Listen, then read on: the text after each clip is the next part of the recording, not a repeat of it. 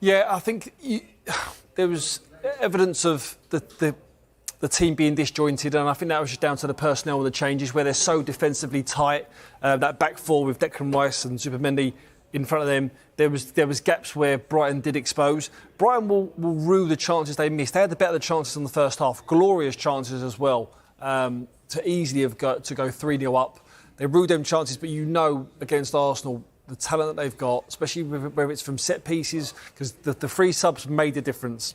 Timber, Gabriel, Saka come on straight away from set pieces, even though it was a free kick deep inside their half. Gabriel was first to it. Then he got on the second ball. Saka within 5 minutes scored from when he come on as well. That made an impact. So you always feel with Arsenal that they're going to create something, whether it's an open play with a bit of brilliance, which is what the first goal was, or from a set. Hi Mikel. Hi. A great night for you, and particularly the academy and the young players you picked in the team.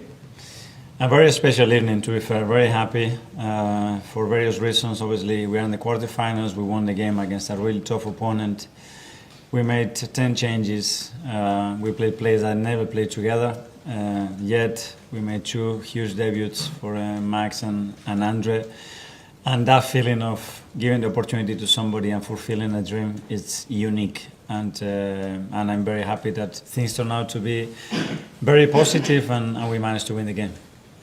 Sam from Sky. Hi Mikel. Andre Harrimanus. What do you like about him and how do you feel he did today? Well, since pre-season when he was with us, I was very impressed with him. First of all, his mentality, how much he wants it. That's the first ingredient. He's desperate to achieve his dream. I think he's been very consistent training with us and constantly giving us the option to pick him. Today, I believe it was the right day for him, for the context, for the way he's playing as well. And he certainly proved that he's got a chance. Yeah, him and Max coming through at the same time. Bukayo and Emil came through at the same time. Miles and Ethan came through at the same time. Is that a deliberate thing that you do to bring? No, it's not.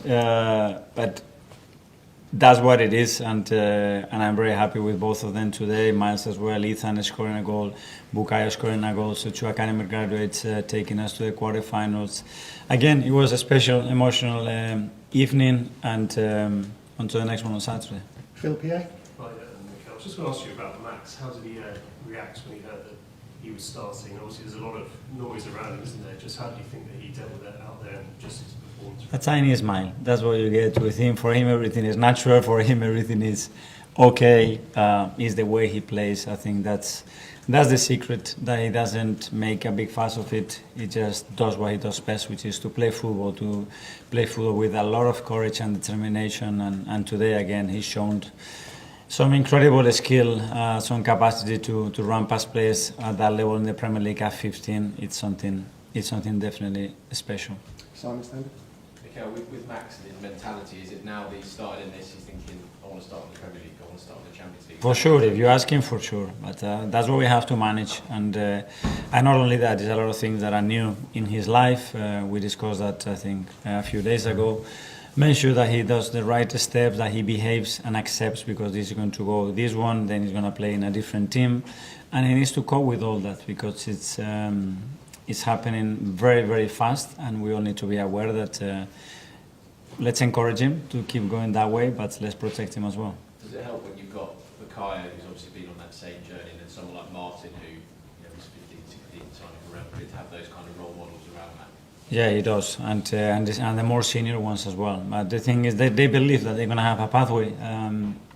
If they earn it, it doesn't matter how you called, you're going to get a chance, and they know that, they believe in that, and they really want it, which is the most important thing. Jordan, Sam. Okay, it was a positive result, but a tough first half at times. Yeah. But so I don't think anyone would have blamed you if you decided at half time, okay, let's take Max off, let's take Andre off, just protect him. So why didn't you? What did you see? You know what they need to go through this moment? Because it wasn't nothing to do with them. It's some very sloppy giveaways that we give in very dangerous areas, and we didn't apply 2 or 3 rules that we always have in in second phases, for example, and we could have been punished. Kepa made a brilliant save. They missed another big chance, and that's it. Was more the feeling that we were a bit struggling. But to be fair, I expected that when you make 10 changes and you put players that they never played before, some of them they haven't played much as well. This season you have to gamble, but I was ready to take that risk, and in the second half I thought, okay, we have to start the next 10-15 minutes in a different way. We certainly did that, and I think the game shifted momentum. Tom, trouble on? I mean, some say you've got the best defensive pairing in the world in Saliba and Gabriel, but Mosquera and Nkapie today pairing, I mean, they were pretty darn good. Very good. I think those two are going to complement each other really, really well. Very happy with what I've seen. Again, they never played together. I think they trained 2 or 3 times together, and I will keep improving, but very happy. Yes, and Daniel.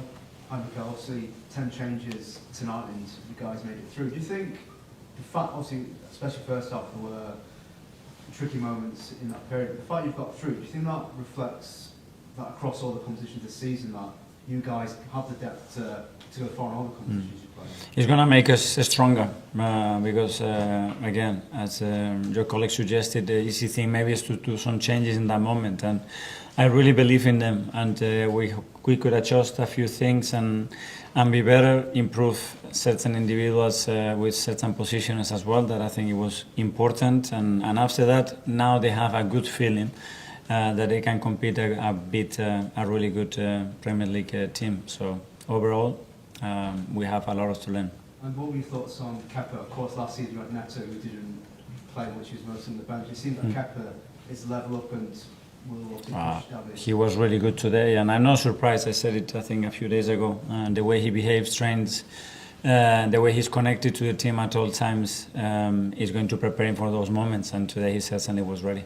James, ESPN. It's just a word on Nwaneri, really. I mean, obviously, he scored the opening goal. How important a moment could that be for him? I'm guessing he's probably not played as much as he would like. Really good, and he came on the day as well, and he's going to have those chances, and when he has, he needs to make the most out of it. I think he took the goal really, really well. He had some actions, some of them they weren't that effective, but what I like that he kept trying and making risk, and he didn't change that behavior and determination to make things happen, and at the end he got rewarded with a brilliant goal. Okay, last couple. Ed, Guardian. Just on squad depth, some of these young players coming through the academy, how much can they give you an extra edge in your squad? You know that these are players on top of what you've got, you know, the senior players as well.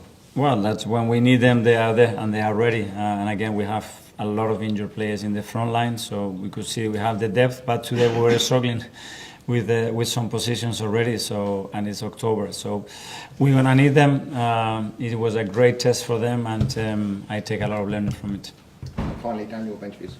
Good evening, Mikel. Hi. You didn't make any changes at half-time. Was it important that you gave the 11 who started a message that you really trust in, especially Max and Andre?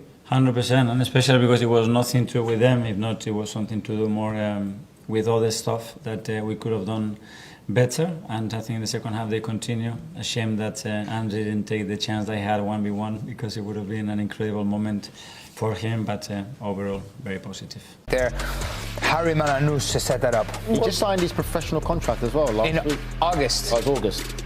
We mentioned always sunny in North London before the game, and it still is. This is just how well they've done. 6 wins, 12 goals scored, no goals allowed. Surely all smiles for Mikel Arteta after the match. Here he is. Players combined for the first goal. In Miles Lewis-Skelly and Nwaneri. How pleased were you to see those two combine in the way that they did? Again, a lot of academy players, 2 of them scoring today and taking us to the quarterfinals. It was a special evening. And just finally, it's now 11 clean sheets from 14 games. Whichever team you seem to put out, whichever defensive partnership you seem to have, there seems to be that determination to keep that run going, particularly in defence. How are you instilling this determination in this team? Very good. We have taken today that to a limit that I don't like so much, because we gave some balls away and we had to defend some big open spaces. I think Kepa made a brilliant save early in the first half as well. We find a way to do it again, and it's a huge platform to win football matches, so very proud of it. And on to the next one. And on to the next one again in 2 days. Brilliant. Thank you. Isn't he, Nige?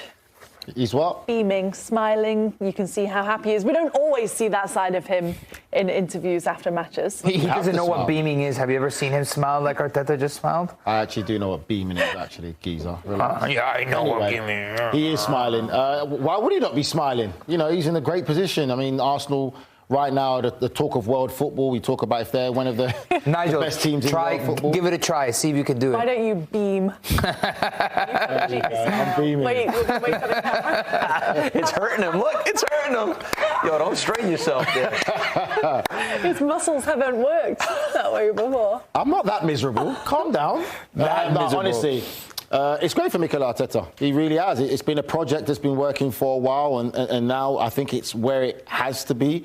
Again, same conversation we keep saying. There's no room for excuses, really and truly. They've got everything they need. They've got the strength in depth. They've got the quality. They can compete on all fronts. And today, good performance by an Arsenal team that was changed also against a Brighton side that are not going to be no mugs, not easy rollover, and they still got the result at home. It's this season.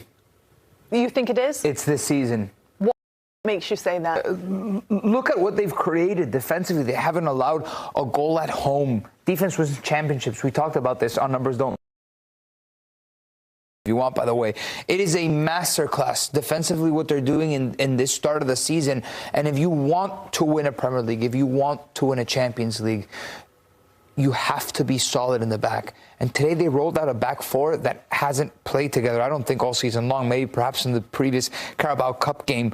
But getting Piero Hincapié involved, Mosquera involved, he has 8 good defenders. He has depth in those positions, versatility as well. And then the rest, as you go forward onto the 11, it kind of solves itself. There's quality all around the squad, and it feels like they've been going in crescendo season after season.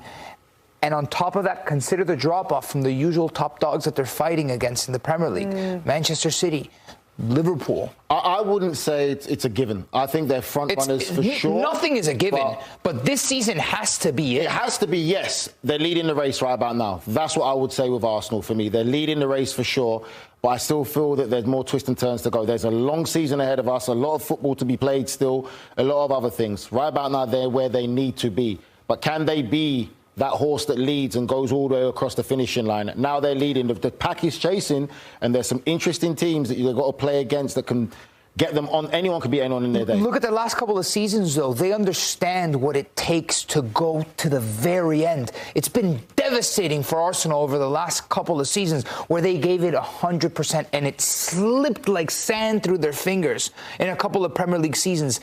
They have that experience. And seeing their context around them in the Premier League, understanding that this strong start puts them in pole position to walk away with the Premier League, it just feels like this is finally, Arsenal fans have been waiting so long, and they're in a really good position to win. You said they've got the experience to watch it slip through their hands like sand. They don't have the experience to finish the job. But they understand what it takes. They need to go even more than where they've gone. What's it take to finish it? They've never done it, so I can understand what it takes. And that has been the criticism. That's exactly it. They haven't got any winners on the team, and that's something that hasn't changed this season. That's it. Experience is the definition of experience is actually knowing it's something that you did before. It's something that you've But they're there. They knocked on the door. They got to open it. But they knocked on the door. They didn't open it, though, did they? They didn't open it yet. They didn't. I think they will open it this season at some capacity, right, in one of these tournaments, in one of these competitions. But I will say I do like the maturity level also with the football. When in many games it's 0-0 in the 60th minute, 70th minute, and when teams are tight or when teams are not sure of who they are or they're not sure that the level that they are, then you can get tight. You can try things you don't try. You get hit on the counter. They've been patient. They know they're not going to concede goals, right? They concede very little. Maybe the best defense in Europe, right? They know who they are. They know who they are. So come 50, 60, 70th minute, they know they're going to put together play. And guess what? If they don't put together play, they know a set piece is coming at some point. So there's this confidence, there's a composure with the way that they play, there's a tempo with the way that they play, and that's why I think this year is probably going to be their year. The 50th, 60th game of the season, I understand what you guys are saying, but there's a first time for everything. So I don't really agree with your logic. They've been through the grinder before and lost, and that must serve as motivation. No, we're not saying they can't do it. To go through the gauntlet. We're not saying they can't do it. I know, but you're saying like they've been they had experience for the journey, but they haven't because they haven't done it. You've got to finish it. There's a first time for everything.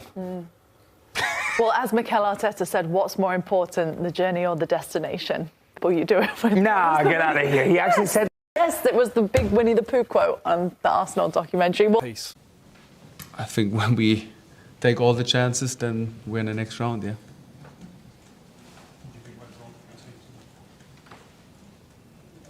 first of all, of course, it's about scoring and defending goals. And I think we weren't able to score and we weren't able to defend in the most important action, especially in the second half. I think there was the first shot on the goal from Arsenal, and we didn't defend it well. The small margins, defending the edge of the box, defending the given goals, we can do it better. And therefore, if you don't score goals and if you don't defend and keep the clean sheet, you can't win it. You had quite a few chances in the first half. Do you think that the players lost a bit of confidence from not scoring those early chances? Of course, every goal gives you confidence, but I wouldn't say that this is the reason. I think also in the second half we had not that amount of chances, but still there's good possibilities to score. So we tried it hard. Of course, we all would love to score. This all gives the team and the individual players self-confidence, but in the end we weren't able to do it. So we have to keep on working hard. We need to give the players the right support to do it better the next time. And Costello is his first start. I think he took him off at half time. What do you think of his performance? He had a really big chance in the first half. Yeah, he played very well.